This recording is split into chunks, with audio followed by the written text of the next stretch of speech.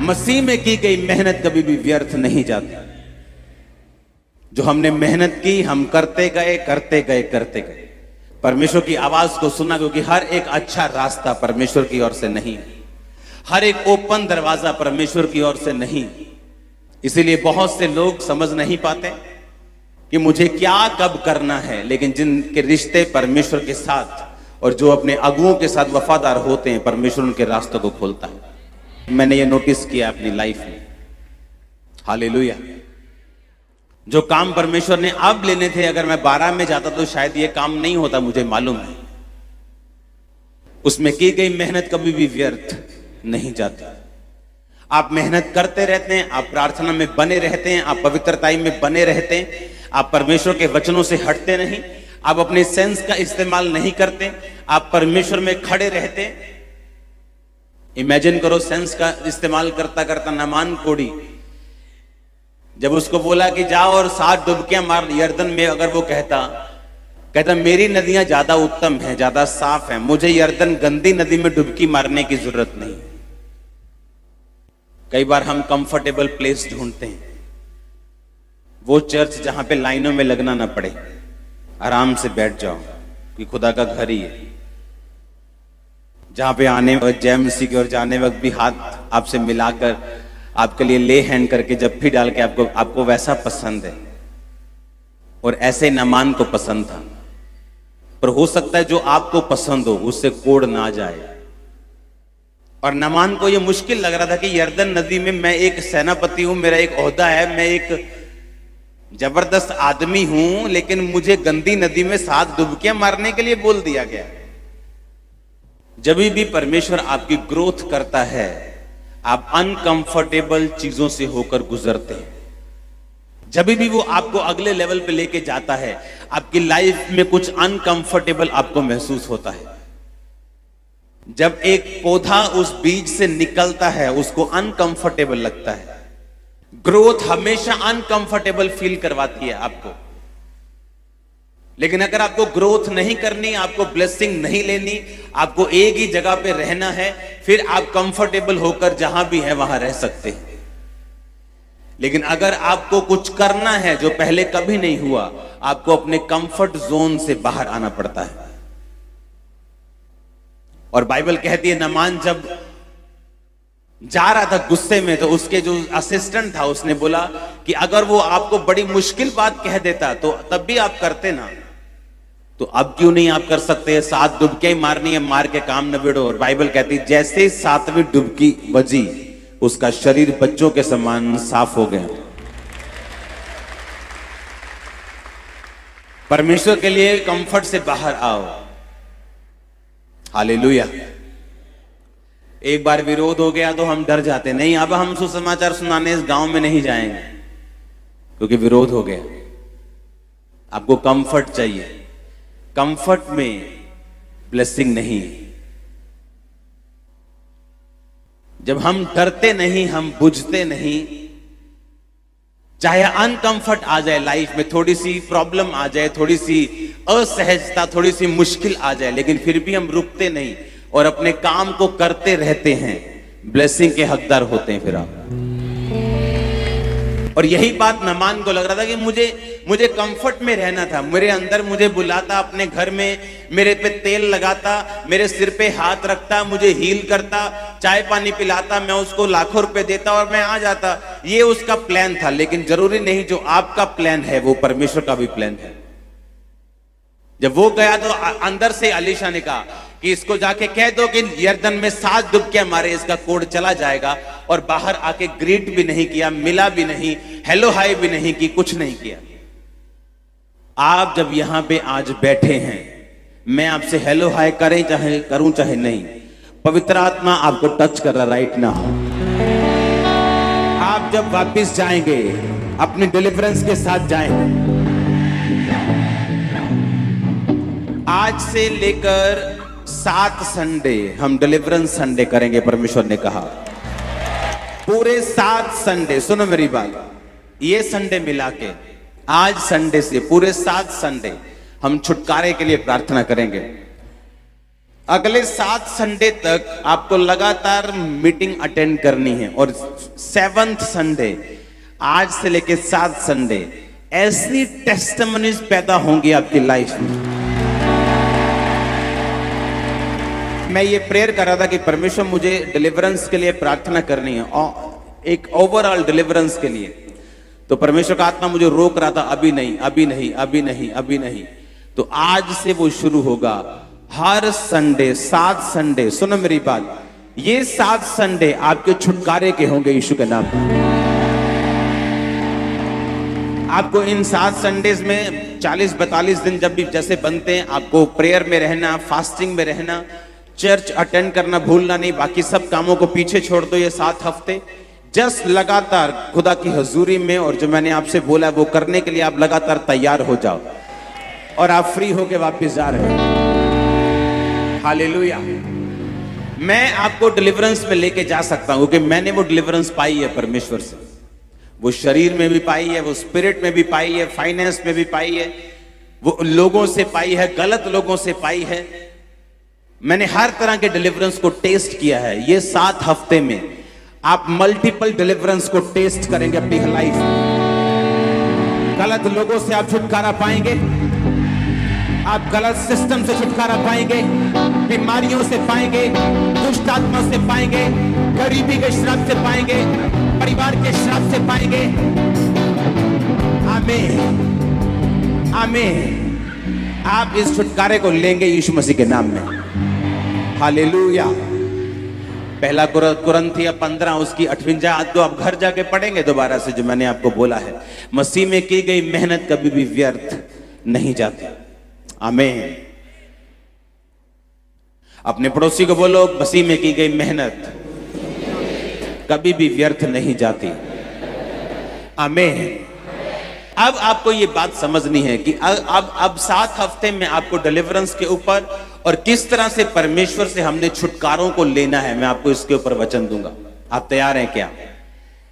मैंने कहा आप तैयार हैं कि नहीं? और अगर ये वचन आपने पकड़ लिया और आप इस हिसाब से चलते रहे, आप बड़े से बड़े बंधन को तोड़कर वापिस आ रहे हैं। बड़े से बड़े, वो आपके बेटे का हो, वो आपके नशे का हो, वो आपके कर्जे का हो, आप उसे तोड़ देंगे यीशु मसीह के नाम में। हालेलुया। अपने पड़ोसी को बोलो, बने रहो, अड़े रहो और खड़े रहो। आमीन। रूत की पुस्तक 1 उसकी 1 से 17 आयत को आप घर जाके पढ़ेंगे। स्क्रीन पे देखेंगे हम 1 आयत को। जिन दिनों में न्यायी लोग न्याय करते थे, उन दिनों में देश में अकाल पड़ा। तब यहूदा के बैतलहम का एक पुरुष अपनी स्त्री और दोनों पुत्रों को संग लेकर मोआब के देशों में परदेशी होने के लिए चला। उस पुरुष का नाम एलीमेलेक, उसकी पत्नी का नाम नियोमी, दोनों बेटों का नाम मैलोन और किल्योन था। वे एपराती थे, अर्थात यहूदा के बैतलहम के रहने वाले थे। वे मोआब के देश में आकर रहे। तब नियोमी का पति एलीमेलेक मर गया। नियोमी और उसके दोनों पुत्र रह गए, और एक एक करके उन्होंने मोआबिन स्त्री से विवाह कर लिया। एक का नाम ओप्रा और दूसरी का नाम रूत था। फिर वो वहां कोई 10 वर्ष तक रहे। तब महलोन और किल्योन दोनों मर गए, और नियोमी अपने दोनों पुत्रों और पति से रहित हो गई। हालेलुया। परमेश्वर ने आपको अपनी महिमा के लिए बुलाया है, और परमेश्वर ने इसलिए भी आपको बुलाया है कि वो आपको परख कर आपको ब्लेस कर सके। बैतलहम का मतलब है रोटी का घर। और बाइबल कहती है एलीमेलेक ने जब देखा कि मेरे पास रोटी नहीं, क्योंकि अकाल पड़ चुका है, वो मोआब देश में रहने के लिए गया। मोआब देश नीचा है और बैतलहम ऊंचाई पे है। बैतलहम का मतलब है रोटी का घर, और मोआब यानी कि एक ऐसी जाति जो व्यभिचार से पैदा हुई थी। एलीमेलेक ने यह नहीं देखा कि परमेश्वर के घर में अगर अकाल है, अगर परमेश्वर के घर में जिसका नाम ही रोटी का घर है, मुझे रोटी की कमी है, तो भी मुझे पाप की ओर नहीं जाना, मोआब जाति की ओर नहीं जाना, जो व्यभिचार से पैदा हुआ है और जिससे परमेश्वर नफरत करता है। लेकिन बाइबल कहती वो आत्मिक नॉनसेंस व्यक्ति था। उसके बच्चों के नाम से मालूम होता है। एक का नाम किलियोन था, दूसरे का नाम महलोन था। एक का नाम है कमजोरी, दूसरे का नाम है बीमारी। एक के नाम का मतलब है कमजोरी, दूसरे के नाम का मतलब क्या है? बीमारी। ऐसा नाम अपने बच्चों का वही रख सकता है जो आत्मिक रूप से बीमार हो और नॉनसेंस व्यक्ति हो। कुछ लोग आत्मा में नॉनसेंस होते हैं, उन्हें लगता है कि ये सब बातों का कोई मतलब नहीं, मैं कोई भी नाम रख दूं, नाम से क्या लेना, हम कमाएंगे तो खाएंगे, नाम क्या दे देगा। लेकिन वो गलत फहमी में है। नाम का मतलब आपकी लाइफ की डेस्टिनी है। नाम का मतलब उस नाम का पूरा महत्व आपकी लाइफ में रहता है। हालेलुया। मूसा जल में से निकाला गया, इसका नाम मूसा पड़ा। और जब मूसा फंसा तो जल की परीक्षा में फंसकर कनान जाने से रुक गया। ये बहुत डीप बात है, आज मैं इसे नहीं करूंगा आपके साथ। एक नॉनसेंस व्यक्ति ही अपने बच्चों का नाम बीमारी और गरीबी और बीमारी और कमजोरी रख सकता है। वो नॉनसेंस था, इसीलिए परमेश्वर के घर को छोड़ के पाप की ओर चला गया ताकि वो रोटी को कमा सके, अपने परिवार को जिंदा रख सके। और शायद परमेश्वर ने उसे परखा था कि जब मेरे घर में अकाल हो, जब मैं तेरी जिंदगी में अकाल डालूं, जब मैं तेरी जिंदगी में कमी को डालूं, क्या तू अपनी पवित्रताई को, क्या तू अपनी स्पिरिचुअल लाइफ को नीचे की ओर लेके जाएगा? अगर तुझे जरूरत हो, क्या तू वहीं रखेगा जहां तुझे रखनी चाहिए?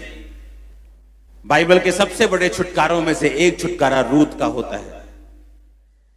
जब बाइबल कहती, जब उसका पति मर गया और अपनी सास के साथ वो इज़राइल में और बैतलहम में वापस गई, और उसकी जो जेठानी थी वो चली गई। उस जब नियोमी ने कहा कि देखो दोनों बहुओं को कि मैं पति नहीं कर सकती और मेरे बच्चे भी नहीं, कि तुम उनकी पत्नियां ठहरो, वापस चले जाओ अपने देश में और वहां पति करो और मुझे छोड़ दो। और बाइबल कहती बड़ी जेठानी जो थी वो छोड़ के चली गई, क्योंकि उसे मालूम था कि बूढ़ी सास के साथ सारी उम्र रहने से अच्छा ये है कि मैं अपने देश में वापस चली जाऊं जहां से आई थी।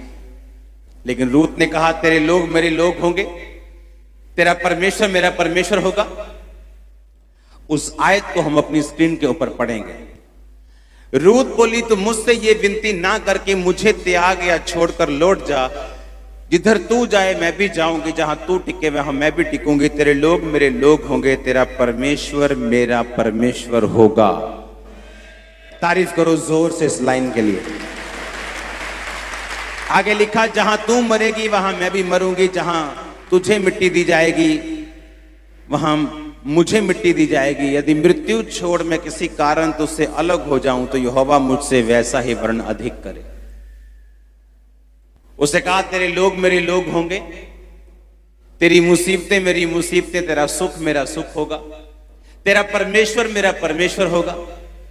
मैं अगर मोआब में चली गई तो वहां पर मुझे सारे सुख तो मिल जाएंगे, लेकिन यहोवा परमेश्वर की आराधना वहां नहीं होती तो वहां पे परमेश्वर मुझे नहीं मिलेगा। उसने कहा, सिर्फ मौत ही होगी जो तुझे मुझसे अलग कर सकती है। और बाइबल कहती है, रूत ये कहकर अपनी सास के साथ रह गई और एक खेत में सीला बिनने का काम, यानी जब फसल उठाते थे लोग तो जो कुछ रह जाता था उसे उठाने का काम करने लगी। और बाइबल कहती है कि उसे उठाते उठाते वहां बोअज मिला, जो उसका रिश्तेदार निकला। और परमेश्वर ने बोअज के दिल में डाला कि वो रूत से शादी करे। और बाइबल कहती है, फिर रूत ने ओबेद को जन्म दिया, जो दाऊद का क्या था, परदादा। हाँ, यिशै उसके बाद उससे वो जन्मा। और बाइबल कहती है उसी दाऊद से यीशु मसीह और उसी दाऊद से आप और मैं पैदा हुआ। सबसे बड़े छुटकारों में से एक छुटकारा जो है वो रूत का है बाइबल में। और उसने क्या कहा कि मौत को छोड़कर मुझे अब तुझसे अलग कोई नहीं कर सकता। तो मैं आपसे ये क्वेश्चन करना चाहता हूं, क्या आपकी भी यही स्टेटमेंट है परमेश्वर के लिए? क्योंकि छुटकारा हर एक व्यक्ति चाहता है, मेरा छुटकारा हो, मेरी फैमिली का छुटकारा हो, मेरे फाइनेंस का छुटकारा हो, मेरे शरीर में छुटकारा हो, मुझे बीमारियों से छुटकारा मिले, मुझे शैतान से छुटकारा मिले। लेकिन हर एक छुटकारे के लिए एक प्राइस पे किया गया है। आज देश आजाद हुए, हम 15 अगस्त में वहां आजादी मना रहे थे, आप यहां मना रहे थे, आसानी से मिल गई थी आजादी क्या? हाँ, कितने लोगों ने अपनी जान दी है, हाँ या ना? एक शारीरिक छुटकारे के लिए बाइबल कहती है हर एक छुटकारे के लिए कीमत अदा की गई है। यीशु मसीह ने भी कीमत अदा की है आपके छुटकारे के लिए। आपको उस छुटकारे को ग्रहण करने के लिए विश्वास करना होगा और विश्वास की कीमत परमेश्वर को देनी होगी। आमीन। और उसने कहा कि मौत के अलावा और कोई चीज मुझे तुझसे अलग नहीं कर सकती। मौत ही आएगी तो मैं तुझसे अलग होंगी, लेकिन कोई दुख, कोई बीमारी, कोई पति का लालच, किसी भी तरह का कोई अटैक मुझे तुझसे अलग नहीं कर पाएगा। तो मैं आपसे ये क्वेश्चन करना चाहता हूं कि क्या आपकी भी यही स्टेटमेंट है परमेश्वर के लिए कि नहीं? क्योंकि छुटकारे के लिए जो परमेश्वर अब अगले 7 हफ्ते में आपके लिए छुटकारे के लिए प्रेयर करूंगा, इसके लिए जरूरी है कि आपका माइंड सेट बिल्कुल परमेश्वर के वचन के मुताबिक हो और आपका जो दिमाग है, आपका जो स्पिरिट है, वो बिल्कुल परमेश्वर के वचन पे खड़ी हो, ताकि जब मैं आप पर प्रेयर करूं, परमेश्वर आपकी प्रेयर को भी सुन के आपको इज्जत दे, आपको ताकत दे, आपको बरकत दे। आमीन। आप मेरी बात समझ रहे कि नहीं? उसने कहा मौत को छोड़कर और कोई चीज मुझे तुझसे अलग नहीं कर पाएगी। सिर्फ मौत होगी जो मुझे तुझसे अलग कर सकती है। तो क्या आपकी भी परमेश्वर के लिए यही स्टेटमेंट है? या अगर वीजा ना आया तो आपको अलग कर देगा, या आप हील नहीं हुए तो वो आपको अलग कर देगा, या अगर आपके बेबी नहीं हुआ तो आप अलग हो जाएंगे? क्योंकि आपकी बहन ने बोला है बहन जी बहुत सियाना बाबा 2 मिनट आ जाए थे, क्योंकि फाइनेंस नहीं है इसलिए आप क्या कुछ भी परमेश्वर के वचन के खिलाफ करेंगे। उसने कहा मौत के अलावा कोई चीज मुझे तुझसे अलग नहीं कर पाएगी। सुनो मेरी बात, छुटकारे के लिए जो परमेश्वर ने अभी आपका सोचा है करने के लिए, अगले 7 हफ्ते लगातार मैं आपको वचन दूंगा। आपको ये वचन लिखना होगा और समझना होगा कि अगर आपका दिल तैयार है कि परमेश्वर मौत के अलावा कोई चीज मुझे तुझसे अलग नहीं कर पाएगी, कोई बीमारी, कोई प्रार्थना का उत्तर ना आना, कोई गरीबी, किसी भी तरह का कोई विरोध, कोई अत्याचार, कोई सताव, तो आप छुटकारे के लिए फिर उतना ही तैयार हैं जितना रूत तैयार थी, और वो उतना ही देगा आपको, उससे भी अधिक देगा जैसा उसने रूत को दिया था। मैं आपकी फैमिली को डिलीवर होता हुआ देख रहा हूं इस 7 हफ्तों में। आमीन, आमीन। आपकी स्टेटमेंट होनी चाहिए परमेश्वर मुझे तुझसे कोई भी चीज अलग नहीं कर सकती। मैं सिर्फ बरकत के लिए नहीं बैठा हूं, सिर्फ चंगियाई के लिए नहीं बैठा हूं, सिर्फ आशीष लेने के लिए नहीं बैठा हूं, मैं तेरे लिए बैठा हूं। हालेलुया। और उसने क्या कहा कि मैं यहोवा परमेश्वर को छोड़कर उस देश में भी नहीं जाऊंगी जिस देश में मुझे आशीष मिलनी हो, मेरी शादी हो जाए, मेरे बच्चे हो जाए, मैं तब भी वहां पे नहीं जाऊंगी जहां मुझे परमेश्वर यहोवा नहीं मिलेगा। यीशु मसीह ने कहा जो कुछ तू मुझे छोड़ के पाना चाहेगा वो तू गवा देगा। परमेश्वर का आत्मा मुझे कल वचन दे रहा था, यहोजकेल की पुस्तक में थोड़ा सा उसको पढ़ेंगे स्क्रीन के ऊपर। परमेश्वर की आत्मा मुझसे कह रहे थे कि वो भविष्यवक्ता जो झूठे दर्शन देखते और झूठी भविष्यवाणी करते हैं, मेरा हाथ उनके विरुद्ध होगा, वे मेरी प्रजा की मंडली के भागी ना होंगे, ना उनका नाम इजराइल की नामवली में लिखा जाएगा। हम लोगों को इंप्रेस करना चाहते हैं, हम देखते हैं कि वो बंदा बड़ा अच्छा काम कर रहा है, अब मुझे करना नहीं आता है क्योंकि मेरी प्रार्थना वैसी नहीं, तो क्यों ना मैं चीजों का सहारा लूं और मैं भी भविष्यवाणी कर सकूं। और परमेश्वर ने कहा उनका नाम इजराइल की मंडली में शामिल नहीं होगा। और परमेश्वर का आत्मा मुझे समय बिता रहा था किस समय तक वो उनको उड़ा देगा इस धरती पर से। जो कुछ आप परमेश्वर के लिए खोना चाहेंगे कि परमेश्वर मैं तेरे नाम के लिए इज्जत छोड़ता हूं, तेरे नाम के लिए पैसा छोड़ता हूं, मुझे कोई परवाह नहीं सताव की, आप उसको पाएंगे 100 गुना। और कई बार आप लेना चाहेंगे लोगों को परमेश्वर से हट के कि परमेश्वर के लोग आए, ये मुझे ये बरकत चाहिए, और आप गलत तरीकों का यूज करेंगे। परमेश्वर ने कहा जो कुछ तूने पाया है तू गवा देगा। हालेलुया। तू लोगों को पाना चाहता है तो उन्हें गवा देगा, तू बरकत को पाना चाहता है तो उन्हें गवा देगा, लेकिन मुझे छोड़कर तू जो कुछ भी पाएगा तू गवा देगा, लेकिन अगर तू मुझे पा लेगा और चीजों को छोड़ देगा, मैं तुझे 100 गुना दूंगा। रूत ने कहा मुझे परमेश्वर चाहिए, चीजें नहीं चाहिए, बरकत नहीं चाहिए, मैं परमेश्वर के प्रेजेंस में रहना चाहती हूं, मैं अपनी सास के साथ रहूंगी, यहोवा परमेश्वर की आराधना करूंगी, उसी तेरा परमेश्वर मेरा परमेश्वर, तेरे लोग मेरा लोग होंगे, मौत ही हमें अलग करेगी और कोई चीज हमें अलग नहीं कर सकती। क्या आपकी ये स्टेटमेंट है तो फिर आप छुटकारे के लिए तैयार हैं। मैं आपको सच कह रहा हूं, मैं नहीं कह रहा 99.99% आपका छुटकारा होगा, मैं कह रहा हूं 100% उसको आपको छुएगा, 100% आपके फैमिली को वो छुएगा। एक भी केस ऐसा नहीं होगा जिसको परमेश्वर छुएगा नहीं। लेकिन हम छुटकारे के लिए तैयार होने चाहिए। हमारा ध्यान वचन पे होना चाहिए और हमें लेना आना चाहिए। पौलुस और सिलास को लेना आता था, इसलिए बाइबल कहती जब सताव हुआ तो वो आराधना करने लगे और परमेश्वर ने भूकंप और दूतों को भेजकर जेल से छुड़ा लिया। और यूहन्ना बपतिस्मा दाता आत्मिक होके भी फंस गया, क्योंकि परमेश्वर के वचन से बाहर जाकर परमेश्वर को ताने मारने लगा कि तू ही है कि मैं किसी और का इंतजार करूं। हालेलुया। हमें ये बात समझनी है कि परमेश्वर सब कुछ देने के लिए मुझे तैयार है, लेकिन उस सब चीजों को लेने के लिए मेरा दिमाग तैयार है कि नहीं, मेरी स्पिरिट तैयार है कि नहीं। क्या मैं परमेश्वर से वफादार हूं या सिर्फ आशीष लेने तक ही वफादार हूं। अगर आशीष नहीं मिली तो अपने आप से क्वेश्चन करने की जरूरत है, क्या फिर भी मैं परमेश्वर की सेवा में लगा रहूंगा, क्या फिर भी मैं चर्च में आऊंगा, क्या फिर भी फास्टिंग करूंगा, क्या फिर भी बोऊंगा। ये हमें सवाल करने की जरूरत है। अगर हां तो जैसा रूत का छुटकारा हुआ ऐसा बेहतर, उससे अच्छा आपका छुटकारा होगा। और वो आपको छुटकारा देने के लिए तैयार है, इसलिए उसने आपको वचन दिया है। क्यों परमेश्वर कहता है हम रूत की पुस्तक पढ़ें जो आज से हजारों साल पुरानी है? क्यों वो कहता है हम नया नियम पढ़ें जो आज से 2000 साल पुराना है? इनको पढ़ने से हमें यह मालूम होता है किसने छुटकारा पाया और कैसे पाया, और किसने नहीं पाया और क्यों नहीं पाया। आमीन। यूहन्ना बपतिस्मा दाता ने क्यों नहीं पाया, पौलुस सिलास ने क्यों पाया, रूत ने कैसे पाया और उसकी जेठानी ने कैसे नहीं पाया। अगर रूत की जेठानी वापिस ना जाती तो वो जो बरकत बोअज की मिलनी थी वो उसकी जेठानी की थी, उसकी नहीं। हालेलुया।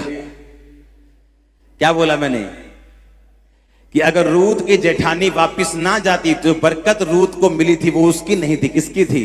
उसकी जेठानी, क्योंकि वो बड़ी थी। दाऊद राजा होने के लिए नहीं चुना गया था, उसके भाई थे राजा होने के लिए चुने गए।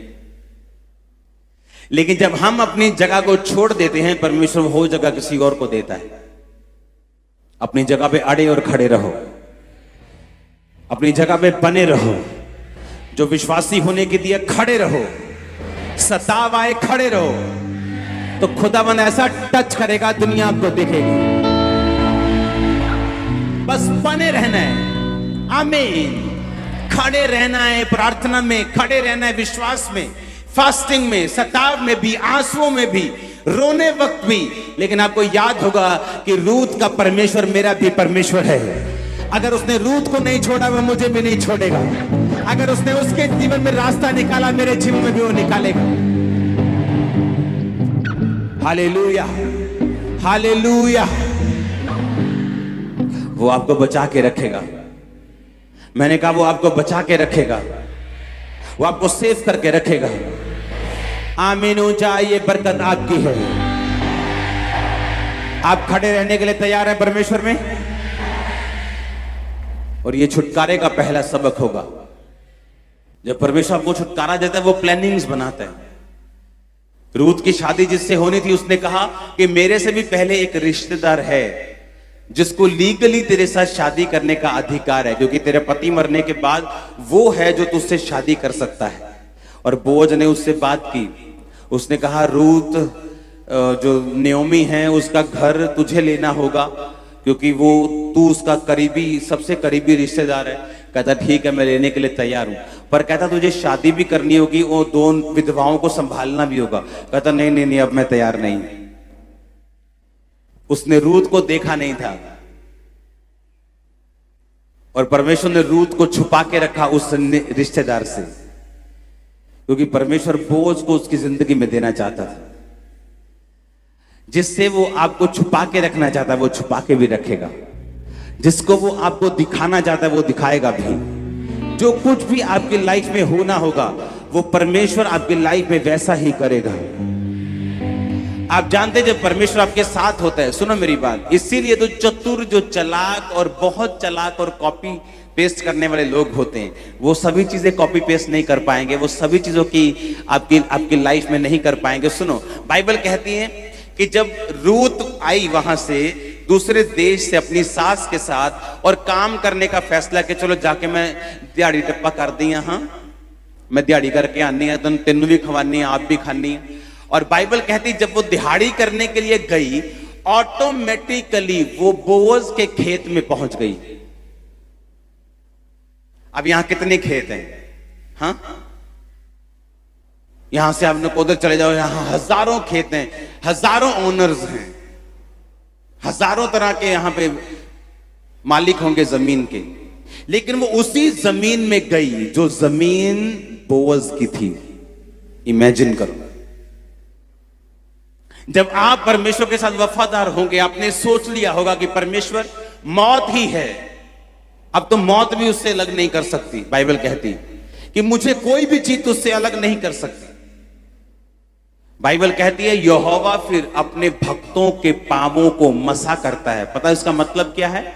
और वो उनके स्टेप्स को अनॉइंटेड करता है कि जिस जगह पढ़ने चाहिए उसी जगह पढ़ने चाहिए। ये बड़ी गहरी बात है, ध्यान से समझना। ये सबके लिए नहीं है, ये उन लोगों के लिए नहीं है जो अभी विश्वास में बनने की कोशिश कर रहे हैं कि इधर भी लंगर प्रसाद चल रहा है, इधर भी चर्च में भी आ रहे, देखते हैं कौन अच्छा है, सब कुछ चल रहा है, इधर भी चल रहा है, उधर भी चल रहा है, वहां भी चल रहा है, वहां भी चल रहा है, थोड़ा बहुत पाप भी चल रहा है, थोड़ी बहुत फेसबुक भी चल रही है, थोड़ा बहुत ब्लू फिल्में भी चल रही है, थोड़ा चर्च भी चल रहा है, थोड़ी प्रेयर भी चल रही। मैं उनकी बात नहीं कर रहा हूं, मैं उनकी बात कर रहा हूं जो मन बना चुके हैं खुदावन को जीवन देने का, उनकी बात कर रहा हूं। आप मेरी बात समझ रहे कि नहीं? जब आप मन बना चुके हैं, बाइबल कहती जब रूत मन बना के आई कि तेरे लोग मेरे लोग हैं, तेरा परमेश्वर मेरा परमेश्वर है, अलग होना होगा तो मौत आ जाएगी तो अलग हो जाएंगे, नहीं तो नहीं होंगे। हाँ मुझे मालूम है तेरे साथ दुख है, मुझे तुझे पालना पड़ेगा, अपना भी पेट पालना पड़ेगा, शादी नहीं हो सकती, कुछ नहीं हो सकता, गरीबी में रहेंगे, मैं मुआबिन हूं, दूसरे देश में आई हूं, कोई मुझे जानता तक नहीं, तू मर जाएगी, मेरा क्या होगा, सारे सवाल दिमाग में थे। तो भी कहती लेकिन तेरा परमेश्वर मेरा परमेश्वर होगा, दैट्स इट। और बाइबल कहती उसने सोचा कि मैं दिहाड़ी करके आती हूं, दिहाड़ी करने के लिए अपना झोला झोला लेके घर से निकली, और घर से निकली और जिस खेत में दिहाड़ी करने के लिए गई वो बोअज का खेत था। परमेश्वर जानता था, उसे लगता था कि परमेश्वर उससे बात नहीं कर रहे, लेकिन परमेश्वर उसके दिमाग के जो नाड़ियों के सिग्नल थे, चल इधर मुड़ जा, अब आगे चल, चल इधर चलती हूं, चल इधर चलती हूं, चल इधर चलती हूं, चल इधर चलती हूं। कहां आ गई? बोअज के खेत में। मैं आपको मसा करता हूं सही जगह जाने के लिए, सही जॉब में जाने के लिए, सही चर्च में जाने के लिए, यीशु मसीह के नाम में। सुनो, अगर ये सही चर्च है, खुदावंद आपकी अगुवाई करेंगे। मैं तो सीधी बात बोलता हूं, सब ऐसे ही प्रार्थना करें तो कईयों के तो खाली हो जाएंगे। Hallelujah, hallelujah. इमेजिन करो, रूत जा रही है और उसे मालूम नहीं, उसे लगता है कि मैंने परमेश्वर में डिसीजन ले लिया। आपको लगता है परमेश्वर आपसे बात नहीं कर रहे, आपको लगता है परमेश्वर आपसे कुछ समझ नहीं आ रहा, वो तब भी आपके पांव को अभिषेक कर रहे हैं, आपके माइंड से वो बात कर रहे हैं, राइट प्लेस पर वो आपको लेके जाएगा और खड़ा करेगा। इस छुटकारे को लेने से पहले एक माइंडसेट हमें चाहिए, वो ये है कि किसी भी चीज, कोई भी वस्तु, कोई भी ब्लेसिंग मिलना या ना मिलना मुझे परमेश्वर से अलग नहीं कर सकता, क्योंकि शैतान इन्हीं चीजों का यूज करते हैं। देख अभी भी तू बीमार है, वो तेरे सिर में दर्द हो रहा है, वो इन्हीं चीजों का इस्तेमाल करता है परमेश्वर से अलग होने के लिए। और जब हम बोलते हैं कि परमेश्वर ही मेरा परमेश्वर है, मैं किसी बरकत के लिए नहीं, किसी आशीष के लिए नहीं, वरन परमेश्वर ही मेरा परमेश्वर होगा। That's it. आप तैयार हैं? फिर उसका माइंडसेट जब तैयार हो गया तो बाइबल कहती है वो गई अपनी मर्जी से, लेकिन गई कहां? बोअज के खेत में। उसको कोई जीपीएस नहीं लगा, या उसको बाइबल में कहीं रिकॉर्ड नहीं कि यहोवा ने उससे बात की, मेरी बेटी अब खब्बे चल जा, मेरी बेटी अब सज्जे। कोई बात नहीं की उससे, कोई बात नहीं की उससे। आपसे परमेश्वर चाहे बात ना भी करे, वो आपके माइंड को ऐसा बना देगा कि आप उसकी बात को इनडायरेक्ट सुनेंगे। हालेलुया। वो जस्ट उसके खेत में गई, और जैसे उसके खेत में गई उसको फेवर मिलना शुरू हो गया। बोअज ने कहा ये कौन है? उसने कहा ये वो औरत है जो यहोवा के लिए अपने देश को छोड़ आई है, जो यहोवा के लिए दुखों के साथ रहने के लिए भी तैयार है। उसने कहा ठीक है, तो इस पर फेवर करना, इसको पानी पीने देना, इसको रोटी खाने देना। जब तुम फसल को उतार रहे हो तो थोड़ी थोड़ी जानबूझ के बीच में छोड़ देना। जब आप परमेश्वर के साथ चलने के लिए तैयार है, वो आपको फेवर देगा। हल्का फेवर, थोड़ा फेवर, फिर बड़ा, फिर बड़ा, फिर उससे बड़ा। Hallelujah, hallelujah. आप परमेश्वर में बने रहने के लिए तैयार हैं? खड़े रहने के लिए तैयार हैं? आपकी लाइफ जिस ब्लेसिंग के लिए खड़ी है, जिस ब्लेसिंग पर आपकी लाइफ निर्भर करती है, आपको दिमाग में एक क्वेश्चन रेज करना है, अगर मुझे ये ना भी मिले तो क्या तब भी मैं परमेश्वर से वफादार हूं? ये क्वेश्चन है माइंड में। ये है माइंड को तैयार करना कि क्या मैं अब भी परमेश्वर के साथ खड़ा रहने के लिए तैयार हूं। रूथ हर कंडीशन में परमेश्वर के साथ रहने के लिए तैयार थी, और ये रीजन था कि उसने परमेश्वर से बड़े छुटकारे को हासिल किया। हालेलुया। आप बड़े छुटकारे को लेंगी और लेंगे यीशु के नाम में। आप तैयार हैं क्या? अगले 7 हफ्ते आपको मैं तैयार करूंगा, और 7 हफ्ते आप डिलीवरेंस को, छुटकारे को अपनी अपनी फैमिली के, फाइनेंस के मांगेंगे। और मैं आपको सच कहता हूं प्रोफेटिकली, आपके पांवों को परमेश्वर अभिषेक करके उन जगहों पे ले जाएगा। आमीन। वो काम करना स्टार्ट कर देगा आपकी लाइफ में। आपसे चाहे बात लगे हो या ना हो, आपको लगे परमेश्वर मेरे साथ है या नहीं, तो भी वो आपके साथ है। वो आपके पांवों को अभिषेक करेगा। डे बाय डे वो आपको उस जगह ले जाएगा जो आपके लिए तैयार की गई है। आप मोस्ट ब्लेस्ड पर्सन होंगे अपने परिवार में, मोस्ट ब्लेस्ड पर्सन होंगे अपने मोहल्ले में। Hallelujah, hallelujah. खुदा के साथ रहने के लिए आशीष ना मिले तो भी, बरकत ना मिले तो भी, क्योंकि ऐसा वर्ड है जो सब लोग नहीं मान पाते, लेकिन जब आप सुन पाते हैं और समझ पाते हैं, आप उसी लेवल का छुटकारा ले पाते हैं जो उन लोगों ने लिया है। हम स्वागत करते हैं आज कपूरथला ब्रांच का, बठिंडा ब्रांच का, हमारे साथ दोनों ब्रांचेस। Hallelujah, hallelujah. कपूरथला और बठिंडा आज नई ब्रांचेस हमारे साथ हैं। स्वागत करते हैं आपका यीशु मसीह के नाम में। आमीन। सुसमाचार के लिए अपना नाम जरूर लिखाना, तैयार रहना, क्योंकि एक बड़ी फसल को हम काटने वाले हैं। हालेलुया। अपने हाथों को उठाओ। Thank you Jesus. ऊंची आवाज में फिर से